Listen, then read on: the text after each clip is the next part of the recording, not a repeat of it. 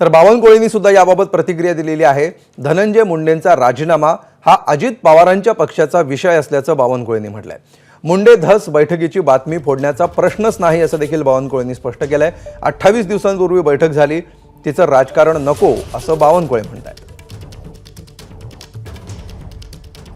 काही बातमीचा संबंध नाही। 27-28 दिवसापूर्वीची घटना आहे। त्यावेळी आमचा एकच प्रयत्न होता की संतोष देशमुखांचे मारेकरी जे आहेत, हत्यारे जे आहेत, त्यांना फाशीची शिक्षा झाली पाहिजे। याकरता सर्व म्हणून काम केलं पाहिजे। धस असो, मुंडे असो, आम्ही असो, सर्व। आणि माननीय मुख्यमंत्र्यांनी पुढाकार घेतला आहे। आता या बोलण्याचं राजकारण होत आहे, याचं दुर्दैव आहे।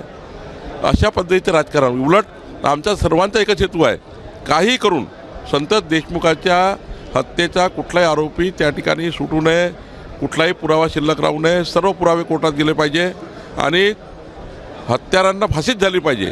ही भूमिका आमच्या सर्वांची आहे। ते मुंडे त्या लोकांनीच ही बातमी फोडली असा का संबंध, याच्यामध्ये काय फरक पडत आहे?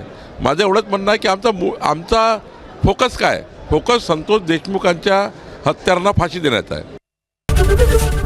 एबीपी माझा, उघडा डोळे बघा नीट।